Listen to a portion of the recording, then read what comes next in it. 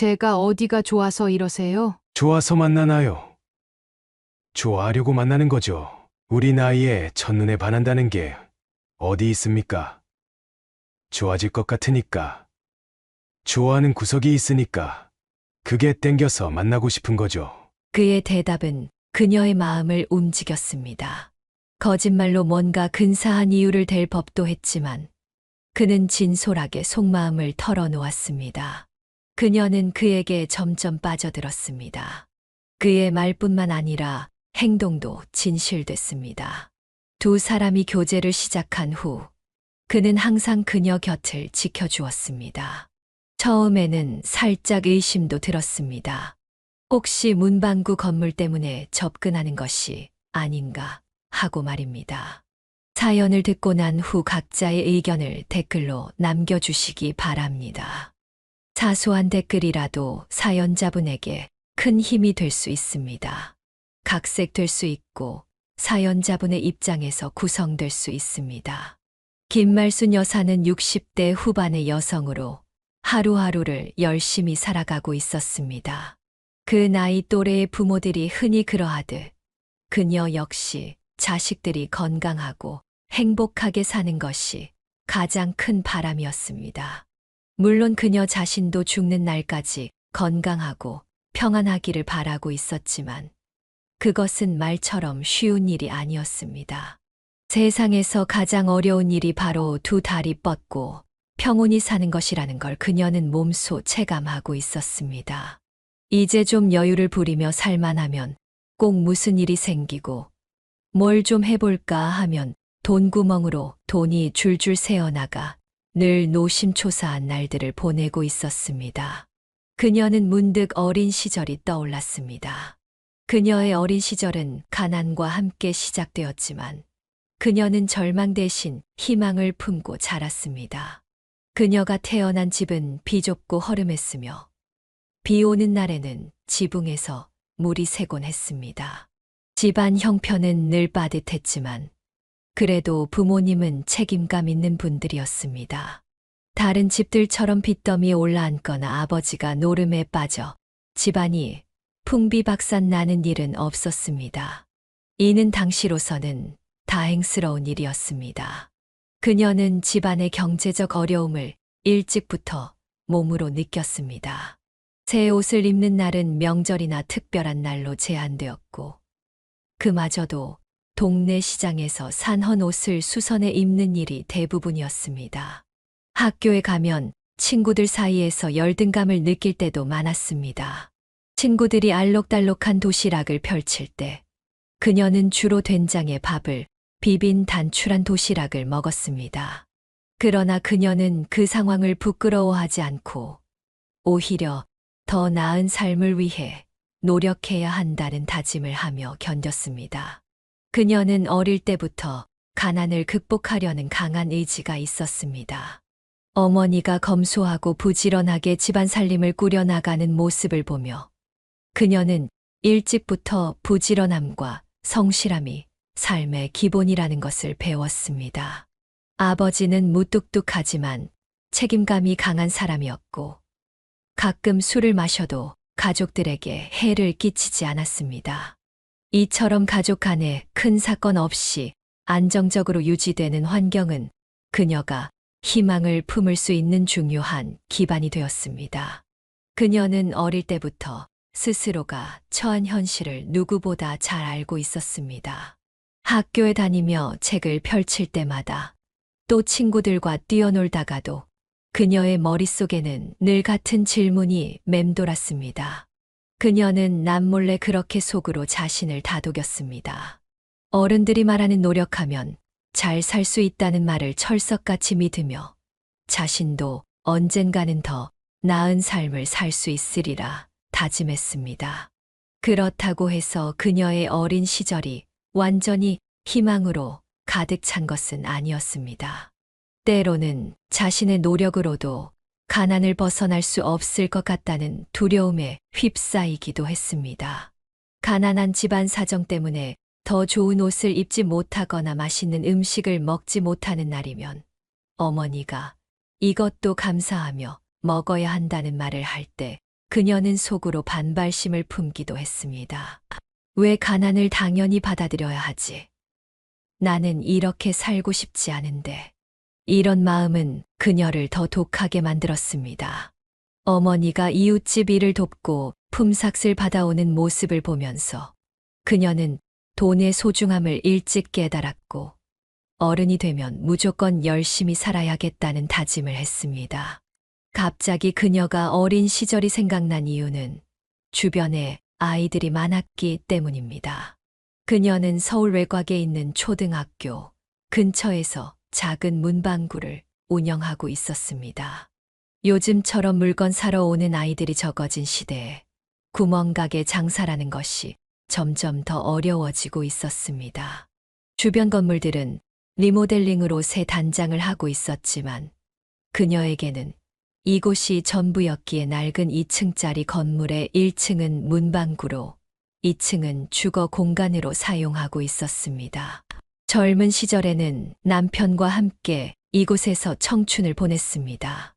아이들을 좋아했던 그녀는 어릴 적 꿈이 화가였던 덕분에 문방구를 하면서도 틈틈이 그림을 그리며 시간을 보내곤 했습니다. 하지만 그녀의 남편은 직업 특성상 건설 현장에서 일하며 대부분의 시간을 밖에서 보냈고 다소 거친 성격의 소유자였습니다. 입에 욕을 달고 살았으며 젊을 때는 동네 사람들과 주먹 다짐을 하고 파출소를 들락거린 적도 있었습니다. 다행히 동네 사람들끼리라 좋은 게 좋은 거라는 식으로 대충 합의를 보고 넘어갔고 그렇게 세월이 흘러 어느덧 60을 훌쩍 넘기며 동네에서 살고 있었습니다. 그녀가 남편을 처음 만났을 때 사실 특별한 감정을 느낀 것은 아니었습니다. 그들의 만남은 중매를 통해 이루어졌습니다. 당시 그녀는 가난한 환경을 벗어나고 안정된 삶을 꾸리는 것이 목표였고 소개받은 남자는 딱히 큰 문제가 없을 것 같다는 생각이 들었습니다. 그는 다정하거나 낭만적인 성격은 아니었습니다. 오히려 무뚝뚝했고 감정 표현도 거의 없었습니다. 하지만 몇 차례의 만남을 통해 그녀는 그가 성실하고 책임감 있는 사람임을 확인할 수 있었습니다. 그의 일관된 태도와 묵묵히 자신의 일을 해내는 모습은 그녀가 결혼 상대를 선택하는 데 중요한 기준이 되었습니다. 살다 보면 정이 들겠지. 그녀는 그렇게 생각하며 사랑보다는 현실적인 이유로 결혼을 결심했습니다. 그들의 결혼은 특별히 화려하지 않았습니다. 축복을 받으며 시작되었지만 그녀의 마음 한편에는 늘 어딘가 비어있는 듯한 느낌이 있었습니다. 그러나 그녀는 결혼 생활에 기대를 걸었습니다. 시간이 지나면 서로 더 가까워지겠지. 그녀는 그렇게 스스로를 위로하며 새로운 삶을 시작했습니다.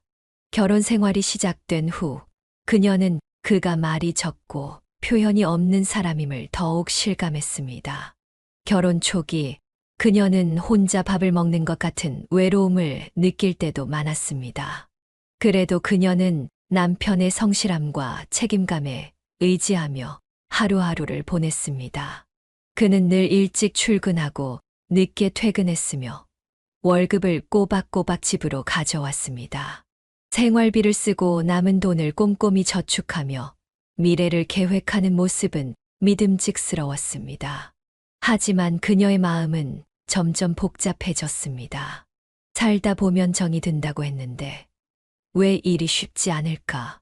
그녀는 남편이 거칠고 무뚝뚝한 성격 때문에 마음의 거리가 좁혀지지 않는 것을 느꼈습니다. 그와 대화가 부족하고 애정 표현이 없는 날들이 이어질수록 그녀는 자신이 바라는 행복과 멀어지는 기분이 들었습니다. 그래도 그녀는 포기하지 않았습니다. 그가 매사 성실하게 일하며 가족을 위해 최선을 다한다는 것을 알기에 그녀도 그에게 맞추려고 노력했습니다. 그녀의 마음 한편에는 그와의 관계가 언젠가는 좋아질 것이라는 희망이 있었습니다.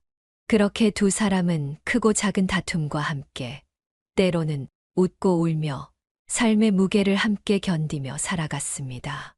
하지만 그 길은 결코 쉽지 않았고 그녀는 그것을 매일 실감하며 살아가야 했습니다.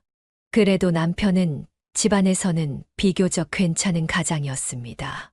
월급을 중간에 빼돌리거나 흔히 말하는 여자 문제로 그녀를 속썩인 적은 없었습니다. 단지 술을 좋아하고 말이나 행동이 거칠었을 뿐이었습니다. 하지만 동네 사람들이 하나둘씩 떠나거나 세상을 떠나고 그녀는 갱년기와 우울증을 겪으면서 남편의 거친 행동에 점점 더 화가 나기 시작했습니다. 그럼에도 그녀는 참을 수밖에 없었습니다. 첫째 딸이 과거 간지를 알았던 적이 있어 아이를 위해서라도 가정을 지키고 싶었던 것입니다. 남편은 아이들에게는 무심한 태도를 보이는 편이었습니다.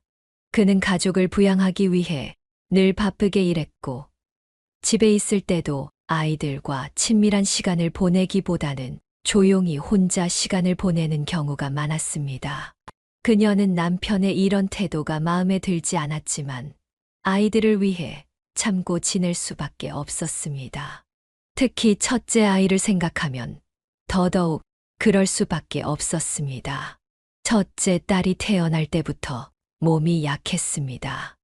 유아기부터 잔병치레가 잦았고 또래보다 체력이 약해 늘 김말순 여사의 걱정거리였습니다. 그런 아이가 중학교에 들어간 이후에는 더 큰 시련을 겪었습니다. 아이는 학교에서 집단 따돌림을 당하며 학폭 피해자가 되었습니다. 처음에는 아이가 학교에 가기 싫다며 아침마다 배가 아프다고 하소연하는 것을 단순한 투정으로 여겼습니다. 하지만 시간이 지나면서 아이의 표정이 점점 어두워지고 밤마다 악몽에 시달리는 모습을 보며 심각성을 깨달았습니다. 아이가 떨리는 목소리로 호소할 때마다 그녀의 가슴은 무너져 내렸습니다. 남편에게 이 문제를 이야기했지만 그는 대수롭지 않게 말했습니다. 다들 그렇게 크는 거야. 좀 참으면 되겠지. 그의 무심한 태도는 김말순 여사를 더욱 외롭게 만들었습니다. 아이를 학교에 보내는 날이면 그녀는 하루 종일 초조한 마음으로 아이가 돌아오기를 기다렸습니다. 학폭의 상처는 아이에게 깊은 불안을 남겼습니다.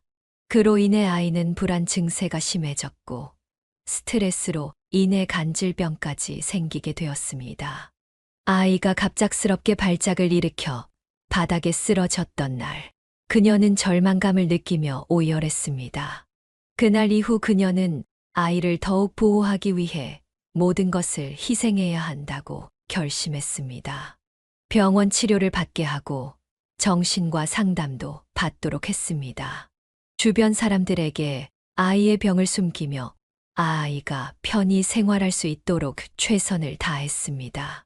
그러나 남편은 여전히 아이에게 무심한 태도를 유지했습니다. 병원 치료비를 대주는 것 외에는 특별히 관심을 기울이지 않았습니다. 아이가 발작을 일으킬 때도 그는 어쩔 줄 몰라 하며 그녀에게 모든 것을 떠넘겼습니다. 당신이 알아서 해. 난 이런 거 잘 몰라. 그녀는 남편의 이런 태도에 분노했지만 아이를 위해 꾹 참고 살아야 했습니다. 첫째 아이가 병과 싸우며 조금씩 나아질 때까지 그녀는 자신의 감정을 억누르고 오로지 아이의 곁을 지키는 데 집중했습니다. 시간은 지나고 꾸준한 치료를 통해 첫째 아이의 간질은 많이 호전되었고 둘째 아들 역시 별다른 문제 없이 잘 자라 두 사람 모두 좋은 사람을 만나 결혼까지 했습니다. 그렇게 한동안 큰 문제 없이 평온한 시간을 보냈지만 문제는 그녀 자신에게서 발생했습니다. 남편이 술에 취해 2층 계단에서 굴러떨어져 팔 관절이 부러지는 사고가 발생한 것입니다. 이후에도 그는 술을 끊지 않고 동네 이발소 주인과 싸움을 벌여 파출소에 끌려갔고 한밤중에 둘째 아들에게 전화를 걸어 자신을 꺼내달라며 행패를 부렸습니다. 그녀는 자신에게 하는 남편의 난리는 참을 수 있었지만 자식들에게까지 민폐를 끼치는 모습을 더 이상 두고 볼 수 없었습니다. 그래서 마음속에 담아두었던 말을 꺼냈습니다. 여보, 우리 이만 헤어집시다. 남편은 당황하며 웃었습니다. 그게 뭔 소리야? 이 나이에 헤어져서 뭐 하자고? 허허, 할망구 좋다고 만나자는 놈이라도 있어? 하지만 그녀는 단호히 말했습니다. 난 이제 남자라면 신물이 나니까 그냥 혼자 살고 싶으니 헤어지자고요. 남편은 어처구니 없어 했지만 그녀의 눈빛은 흔들리지 않았습니다. 남편과의 이혼 이야기가 시작되었을 때 남편은 잠시 김말순 여사를 바라보다가 말했습니다. 그럼 시골 처갓집하고 땅만 나한테 줘. 나는 거기 가서 살 테니까. 그렇게 말한 뒤 그는 예상외로 깔끔하게 이혼 서류에 도장을 찍어 주었습니다. 그녀는 이렇게 빠르고 쉽게 이혼이 이루어질 것이라고는 생각하지 못했지만 아쉬울 것도 없었습니다. 이 나이에 남편 없이 살아가는 것이 어렵지도 않았기 때문이었습니다. 남편은 그녀의 어머니가 생전에 살던 시골의 한옥집을 무척 좋아했기에 다른 건 제쳐두고 그곳으로 내려가 전원 생활을 하겠다며 홀로 떠났습니다. 재산 분할을 요구하지 않고 낡은 집에서 자연인처럼 살겠다며 떠나준 남편이 오히려 고맙기까지 했습니다. 그녀는 이후 아무 문제 없이 문방구를 운영하며 혼자 지냈습니다. 자식들 역시 그녀의 이혼을 지지하며 응원해 주었지만 눈에 띄지 않게 남편도 가끔 만나는 것 같았습니다. 하지만 그녀는 굳이 자식들에게 간섭하지 않았고 모르는 척하며 지내기로 했습니다. 그런데 한숨 돌리고 두 다리 뻗고 살만하니 또다시 문제가 생겼습니다. 딸이 이혼을 결심했다며 찾아왔고 얼마 지나지 않아 딸의 발작 증세가 다시 나타나기 시작한 것이었습니다. 사위의 외도와 스트레스로 인해 딸이 충격을 받아 증상이 도진 듯 했습니다. 딸은 화를 참지 못하고 고함을 치거나 혼절하는 등 여러 가지 문제를 보였습니다. 김말순 여사는 딸의 치료를 다시 시작했으며 딸의 이혼 소송 역시 막내 아들과 함께 도와주었습니다. 그 과정에서 그녀 자신도 점점 지쳐갔습니다. 아직 쌩쌩하다고 생각하지만 이제 곧 70을 바라보는 나이에 자식 뒷바라지를 하게 될 줄은 상상도 못했던 일이었습니다. 그러던 와중 문방구는 점점 장사가 안 되었고 집에 들어와 매일 징징대는 딸을 상대하며 복장이 터질 것 같았습니다. 딸은 점점 집착 증세를 보이기 시작하더니 어느 날은 이렇게 말했습니다. 왜 연락이 안 돼? 엄마도 혹시 나 버리려고 그래? 딸의 모습은 때로는 무서웠습니다. 그녀는 딸이 또 무슨 일을 벌이지 않을까 싶어 딸의 행동 하나하나를 감시했습니다. 딸과 이야기를 나누며 질문을 던졌고 딸은 화를 억누를 수는 있지만 발작 증상이 오면 화가 난다고 답했습니다. 전문가들은 이를 강박증과 편집 증세로 판단하며 심리적 불안정 상태라고 설명했습니다. 김말순 여사의 마음은 매일 불안했습니다. 딸이 사고를 치지는 않을까, 눌러놨던 분노가 폭발의 사회적 문제를 일으키지는 않을까 걱정하며 하루하루를 보냈습니다. 자연히 문방구 일도 손에 잡히지 않았고 그녀 자신도 점점 우울해졌습니다. 다행히 딸의 상태는 조금씩 좋아졌습니다. 딸은 꾸준히 약을 복용하며 주변의 도움으로 작은 회사에 다니기 시작했고 그나마 안정을 되찾아갔습니다. 김말순 여사 역시 딸의 호전에 조금은 안도할 수 있었습니다. 그러던 중 어느 날 오랜 친구로부터 연락이 왔습니다. 친구는 원래 동네에서 전파사를 운영하다가 큰 도시로 이사했지만 여전히 종종 연락하며 지내는 사이였습니다. 친구는 꽃놀이를 가자며 그녀를 설득했습니다. 이 나이에 무슨 꽃놀이야. 가게 앞 벚꽃나무만 보면 되지. 그녀는 처음에 거절했지만 친구는 계속 차로 근처 산에 가자며 꼬드겼습니다. 솔직히 오랜만에 바람이라도 쐬고 싶었던 그녀는 친구를 따라 나서기로 했습니다. 차를 타고 가는 내내 친구는 이런저런 이야기를 늘어놓았습니다. 이혼하고 혼자 사니까 좋지. 근데 가끔 외롭지 않아? 요즘 애들은 결혼 안 하고 남사친인가 뭔가를 둔다더라. 그냥 남자 여자 사이의 친구라는 건데 사귀는 건 아니고 그냥 친구라더라고. 뜬금없이 남자 이야기를 꺼내는 친구의 태도에 그녀는 뭔가 느낌이 이상했습니다. 아니나 다를까 산에 도착하자 웬 남자 둘이 그들을 기다리고 있었습니다. 이미 친구가 준비해 둔 자리였습니다. 친구는 김말순 여사에게 말했습니다. 그냥 한번 만나봐. 우리 같은 이혼녀들은 이런 남자친구 있어도 된다니까. 그녀는 내키지 않았지만 이미 자리가 마련된 상황에서 돌이킬 수도 없었습니다. 어쩔 수 없이 합석하게 되었고 그녀의 파트너로 나온 남자는 의외로 젠틀했습니다. 그는 막걸리 한두 잔을 곁들인 가벼운 자리에서 깔끔하게 대화를 마치고 헤어졌습니다. 그녀는 그 자리가 나쁘지 않았다고 생각했습니다. 살다 보면 이런 자리도 필요한 거구나. 스트레스도 이렇게 풀 수 있겠구나. 그녀는 그렇게 아무 생각 없이 지냈습니다. 하지만 그 이후로 그 남자에게 계속 전화가 걸려오고 그녀가 슬슬 피하면 아예 문방구까지 찾아오는 일이 벌어졌습니다. 남자는 나쁜 사람이 아니었지만 그녀는 조금 당황스러웠습니다. 그 남자는 아내와 사별한 뒤 혼자 지내고 있었으며 젊은 시절 사업으로 자식을 모두 독립시킨 후 자신도 먹고 살 만큼의 여유를 가지고 있었습니다. 문제될 것은 없었지만 그녀는 괜히 부끄러워 계속 그를 피했습니다. 그러나 남자는 포기하지 않았습니다.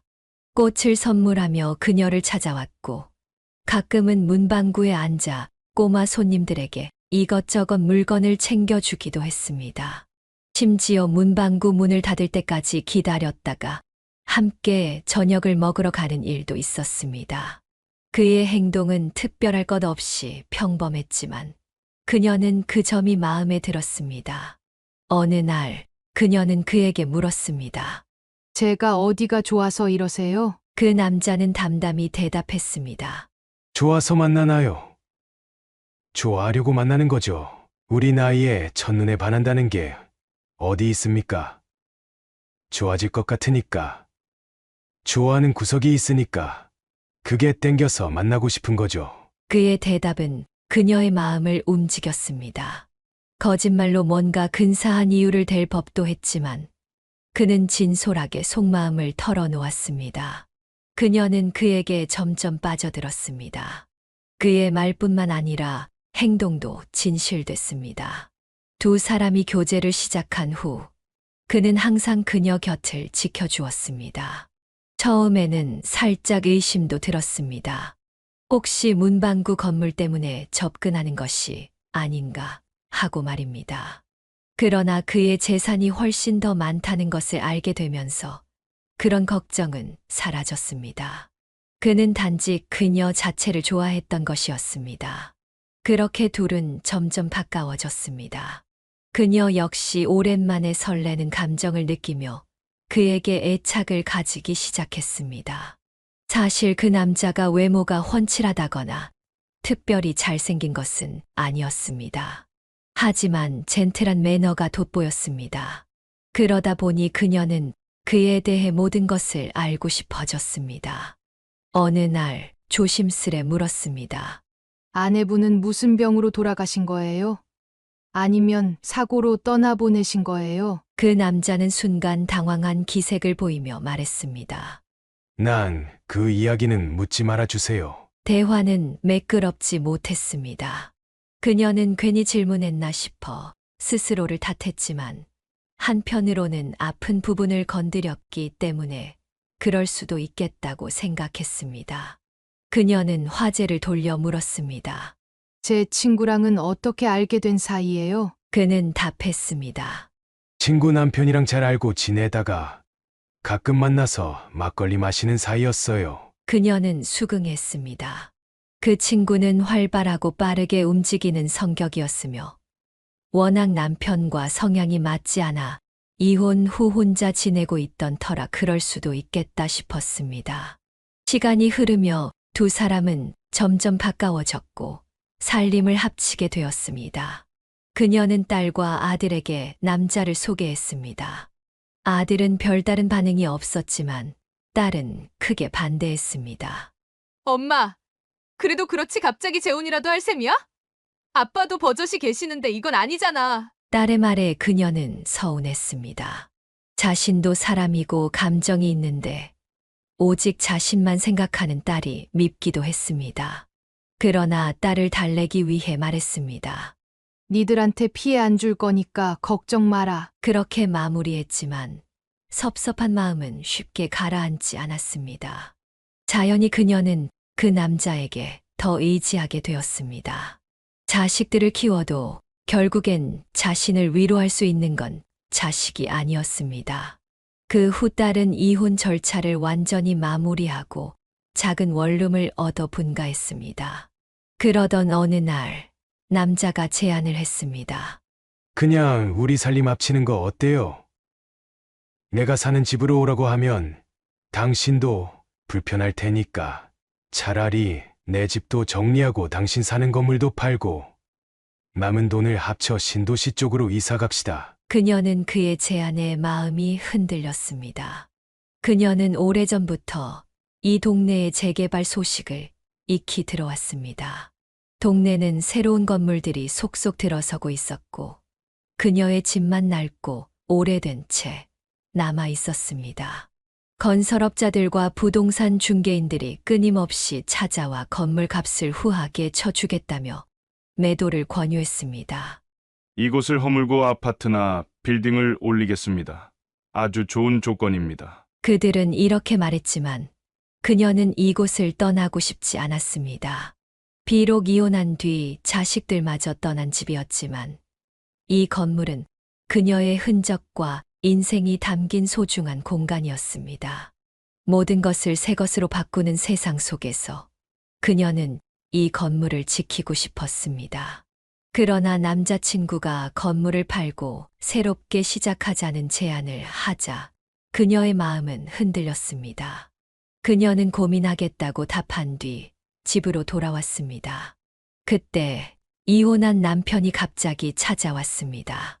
그는 자신이 직접 재배한 오이와 깨씹 같은 채소를 바리바리 싸들고 나타났습니다. 내가 콘크리트로 집 짓고 부수고 세우는 일만 수십 년 했는데 이건 내가 처음으로 재배한 생명이야. 기념으로 주는 거니까 한번 먹어봐. 남편의 말에 그녀는 순간 울컥했습니다.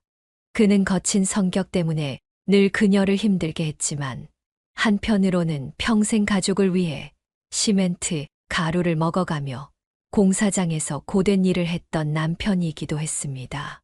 이제 나이 들어 시골에서 소소하게 농사를 짓고 사는 그의 모습이 안쓰럽게 느껴졌습니다. 남편은 신이 난 듯 채소 이야기를 주절주절 늘어놓으며 먹는 방법까지 친절히 설명했습니다. 그러다 갑자기 물었습니다. 요즘 남자 만난다며? 그녀는 깜짝 놀라 되물었습니다. 어떻게 알았어? 애들이 알려줬지 뭐. 뭐 하는 남자야? 잘해줘. 나보다 잘해주면 됐지. 좋은 사람이면 새 인생 살아보는 것도 좋지. 내가 다달이 농사 지은 거 보내줄 테니까 그걸로 남자친구 해먹여. 그는 이렇게 말하며 가버렸습니다. 그날 밤 그녀는 꿈을 꾸었습니다. 꿈속에서 그녀는 남편과 어린 자식들과 함께 어린이 대공원에서 놀고 있었습니다. 그때의 그녀와 가족은 정말 행복해 보였습니다. 꿈에서 깬 그녀는 한참을 울었습니다. 다다음 날 남자친구를 만났습니다. 그는 다짜고짜 물었습니다. 우리 합치는 거 어떻게 생각해요? 고민 좀 해봤어요. 그녀는 조금 더 시간이 필요하다고 했습니다. 그러자 그는 처음으로 얼굴에 인상을 쓰며 대답했습니다. 알았어요. 그녀는 그때는 그저 그런가 보다 하고 넘겼습니다. 이후에도 별다른 일 없이 문방구 일을 하며 자식들 뒤치다꺼리를 했고 남자친구와 종종 데이트를 즐겼습니다. 다만 부동산 중개인들이 더 자주 찾아와 건물 매매 이야기를 꺼냈지만 그녀는 흔들리지 않았습니다. 혹시나 하는 마음에 자식들에게 이야기를 전했더니 그들은 함부로 건물을 팔지 말라고 조언했습니다. 괜히 잘못 도장 찍었다간 집도 뺏기고 보상도 제대로 못 받을 수 있어요. 그녀는 그 말을 듣고 일단은 기다리기로 했습니다. 그러던 어느 날 아들이 갑자기 연락을 해왔습니다. 엄마, 혹시 그 아저씨 지금도 만나? 그런데 왜? 내가 다른 동네 갔다가 그 아저씨랑 똑같이 생긴 사람이 웬 여자랑 이상한 데서 나오는 걸 봤거든. 혹시나 잘못 봤나 싶어서 몇 번을 확인했는데 그 아저씨 맞는 것 같아. 아들은 사진을 찍었다며 그녀에게 보냈습니다. 사진 속의 남자는 분명 남자친구였습니다. 옆에 있는 여자는 흐릿하게 보였지만 두 사람은 매우 다정해 보였습니다. 아들은 설명을 덧붙였습니다. 유흥가 근처였고 마침 숙박업소에서 나와 걸어가는 장면이었어. 그녀는 순간 욱하는 기분이 들었습니다. 남자친구가 양다리를 걸치고 있는 것 아닌가 하는 의심도 생겼습니다. 그러나 사진 하나만으로 남자친구를 몰아세우기에는 증거가 부족하다고 생각했습니다. 그때 다른 문제가 터졌습니다.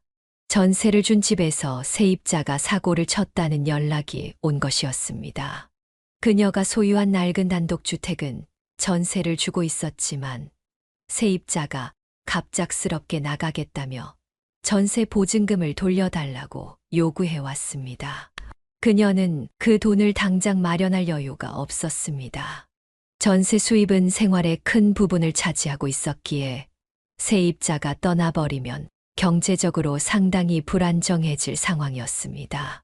돈 쓸 곳은 많았지만 안정적인 수입은 줄어드니 초조하고 불안한 현실의 애정 문제까지 겹치면서 그녀의 마음은 점점 무거워졌습니다. 결국 그녀는 친구에게 전화를 걸어 하소연했습니다. 정말 미치겠다. 왜 나만 이런 고통을 겪어야 하니? 친구는 다 듣고 나서 말했습니다. 이참에 집도 팔고 내가 사는 문방구 건물도 팔아 둘이 합치면 되잖아. 뭐하러 사서 고생이니? 그녀는 단호히 대답했습니다. 그거 팔아봤자 얼마 되지도 않아. 너도 알잖아. 그건 옛날 얘기고 이제 개발되면 보상금도 나올 텐데 뭐하러 머리 싸매고 있어. 혹시 알박기 하려는 거야? 무슨 소리야. 난 그런 거 몰라. 그냥 이곳이 좋아서 그러는 거야. 친구는 다 털어버리고 빨리 이사 가라고 조언했지만 그녀는 마음의 여유가 없었습니다. 모든 문제가 한꺼번에 몰려오니 오히려 남자친구를 만나 이 문제를 단판 짓는 게 낫겠다는 생각이 들었습니다. 그녀는 전화를 걸어 그를 만나자고 했습니다. 하지만 남자친구는 이미 술에 취한 상태로 나타났습니다. 그는 큰 소리를 치며 말했습니다. 걱정 마. 내가 다 먹여 살려줄 테니까. 그냥 나랑 삽시다. 그녀는 핸드폰에서 사진 보여주며 물었습니다. 믿음을 줘야죠. 이 사진 좀 봐요. 이 여자 누구예요? 그 사진은 그녀의 아들이 보내준 것이었습니다. 남자친구는 사진을 보더니 전혀 놀라는 기색 없이 대답했습니다. 이젠 눈도 안 보이시나 보네. 당신 친구잖아요. 그녀는 의아해하며 사진을 자세히 들여다봤지만 아무리 봐도 그건 친구가 아니었습니다. 그녀가 의심스러워하자 남자친구는 핸드폰을 꺼내 들며 말했습니다. 이 사진 저도 있어요. 보실래요? 그는 음식점에서 술을 마시며 찍은 사진을 보여주었고 사진 속 여자는 확실히 그녀의 친구였습니다. 옷 색깔까지 동일했습니다. 아드님이 뭘 잘못 보신 것 같은데요. 그날 모임이 있어서 만났고 그냥 술 한잔 했어요. 아드님이 찍은 사진은 빛에 노출이 된 건지 아니면 좀 이상하게 나와서 오해했나 봅니다. 그녀는 어이가 없었지만 일단 상황을 받아들였습니다. 그러다 남자친구가 그녀의 핸드폰 속 사진을 넘겨보다가 갑자기 멈춰 섰습니다. 그는 화들짝 놀라며 물었습니다. 이 남자 사진이 여기 왜 있는 겁니까? 그녀는 당황하며 대답했습니다. 그건 내 이혼한 남편이에요. 왜요? 남자친구는 갑자기 오열하며 말했습니다. 제가 당신 남편 때문에 인생이 망가진 사람입니다. 그녀는 깜짝 놀랐습니다. 남자친구는 자신이 과거 그녀의 남편이 다니던 회사의 사무직 직원이었다고 했습니다. 당시 그녀의 남편은 현장직이었고 설계도와 다르게 자재를 빼돌린 뒤 사장과 공무의 모든 책임을 남자친구에게 떠넘겼다는 것이었습니다. 결국 그는 횡령죄로 감옥에 갔고 모든 서류와 증거는 조작되었다고 했습니다. 그녀는 남자친구의 말을 들으며 심장이 두근거렸습니다. 아무리 남편이 다혈질이고 욱하는 성격이라 해도 남을 해칠 사람은 아니었는데 어떻게 이런 일이 있었던 걸까? 남자친구는 목 놓아 울며 소리쳤습니다. 당신 남편 지금 어디 있어요? 내가 당장 만나면 확 죽여버릴 거야. 그는 욕설을 퍼부으며 화를 주체하지 못했습니다. 이미 술에 취한 데다 오랜 원한의 대상이 눈앞에 나타난 듯한 상황에 감정을 억누르지 못한 것이었습니다. 그녀는 그를 진정시키려 애썼습니다. 그만해요. 진정 좀 해요. 일단 집으로 돌아가세요. 그녀는 친구를 불러 남자친구를 겨우 달랜 뒤 집으로 돌려보냈습니다. 하지만 그녀의 마음속에는 의문과 두려움이 뒤엉켜 있었습니다. 남편이 정말 그런 일을 저질렀을까? 아니면 남자친구의 오해일까? 모든 것이 혼란스러웠습니다. 그녀는 다음 날 친구에게 전화를 걸어 아들이 찍은 사진 때문에 오해가 생겼던 일을 이야기했습니다. 아들놈이 사진을 잘못 찍어서 널 다른 여자로 오해했지 뭐야. 그날 무슨 일 있었어? 친구는 웃으며 대답했습니다. 참, 세상 좁더라. 전 남편이랑 그런 악연이 있을 줄은 전혀 몰랐네. 김말순 여사가 그날 있었던 일을 모두 설명하자 친구는 놀라움을 감추지 못하며 말했습니다. 이제 보니 그 땅 기운도 다 했나 보다. 얼른 팔고 너도 새로 시작해. 이런 나쁜 일들이 계속 생기는 건 내가 거기 눌러앉아 있어서 그런 거야. 이건 악연이 아니라 어쩌면 악연을 끊을 기회일지도 몰라. 얼른 집 팔고 나와. 그 말이 점점 설득력 있게 들렸습니다. 그 사이 남자친구에게서 문자가 도착했습니다. 어제 제가 좀 경거망동했죠. 미안해요. 하지만 이런 사이일 줄은 몰랐네요. 당신을 사랑하기는 하지만 좀 고민이 됩니다. 그 문자를 읽으며 그녀의 심장은 벌렁거렸습니다. 친구의 말대로 집을 팔고 남자친구와 새롭게 시작해야 할지 고민이 깊어졌습니다. 결국 그녀는 남자친구에게 전화를 걸어 내일 만나자고 약속했습니다. 그리고 그날 그는 집 문제를 해결하고 용서를 빌었습니다. 아들에게도 전화를 걸어 상황을 설명하며 말했습니다. 그건 오해였어. 잘못 본 거야. 하지만 아들은 완강했습니다. 엄마, 그 아줌마가 아닌 다른 여자였어요. 제가 그걸 모를 리가 없잖아요. 진짜 좀 확인해 보세요. 아들의 태도에 그녀의 마음속에 다시 의심이 싹 텄습니다. 아들이 친구를 잘 아는 만큼 착각할 리가 없었기 때문입니다. 모든 것을 확실히 하기 위해 그녀는 오랜만에 전 남편이 살고 있는 시골집을 찾아갔습니다. 이혼 이후 처음 가보는 집이었기에 설렘과 낯설미 뒤섞였습니다.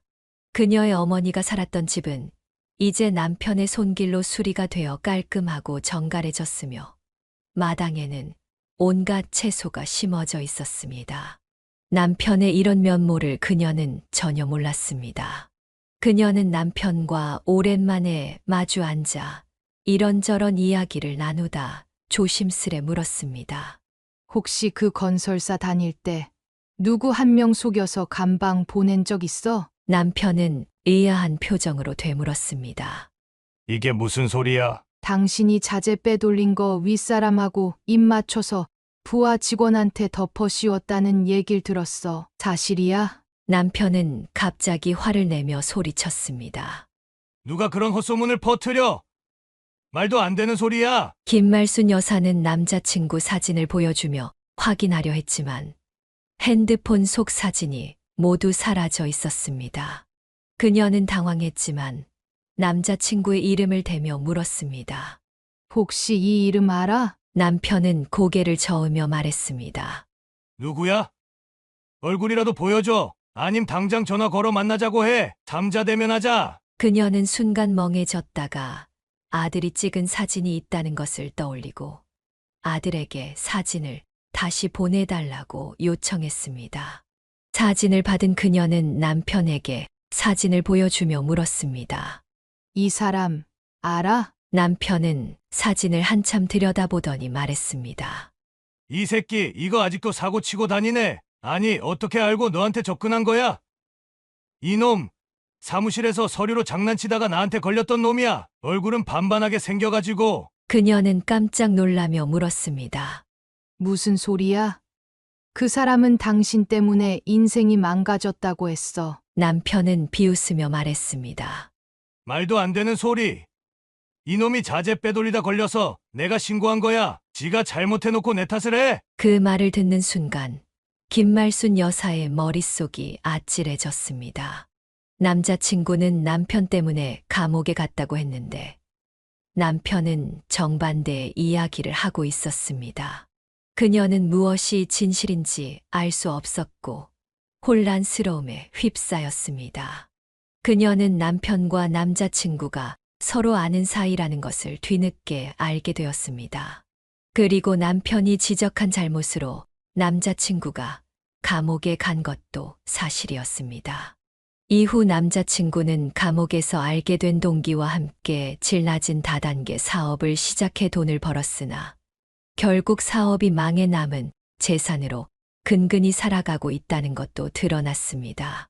그녀가 처음 들었던 건실한 사업가로서의 모습과는 사뭇 달랐습니다. 처음에는 그가 젠틀하고 믿음직한 사람이라고 생각했지만 그가 과거에 사기 전과까지 있었다는 사실을 알게 된 순간 그녀는 충격을 받았습니다. 남편은 그녀를 걱정하며 말했습니다. 내 말을 못 믿겠으면 확인해 보든가. 어쨌든 우리 이혼한 사이니까 내 알바는 아니지만 그래도 이런 사기꾼한테 당하면 안 되지. 보아하니 나한테 악감정 품고 일부러 당신한테 접근한 것 같은데 꼼꼼히 확인 좀 해봐. 그 말에 그녀는 심각성을 깨달았습니다. 이 일을 대충 넘겼다가는 자신뿐만 아니라 자식들까지 피해를 입을 수도 있겠다고 생각했습니다. 그래서 딸에게 남자친구의 뒷조사를 부탁했습니다. 딸은 워낙 발이 넓고 인맥이 많아 다양한 정보를 얻어낼 수 있었습니다. 딸은 조사를 하며 점점 놀란 듯한 반응을 보였습니다.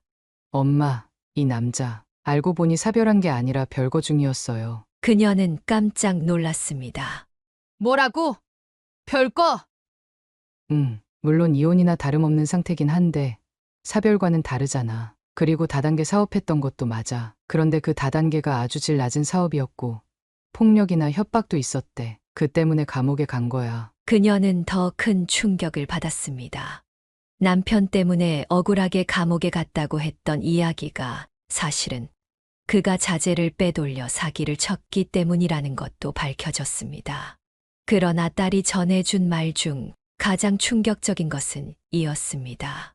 엄마, 그 남자가 문제가 아니라 엄마 친구가 더 수상해. 둘이서 이 동네 땅을 알아보고 다닌 모양이야. 어떤 부동산 업자는 엄마 친구랑 그 남자가 부부인 줄 알았대. 그녀는 머리가 띵해지며 멍해졌습니다. 친구와 남자친구가 짜고 그녀에게 접근의 집을 팔게 만들고 그 돈으로 사기를 치려는 계획이라는 느낌이 들었습니다. 딸은 단호히 말했습니다. 엄마, 어서 신고해요. 하지만 그녀는 아직 직접적인 피해를 입은 것도 아니고 물증이 부족하다며 신중히 행동하기로 했습니다.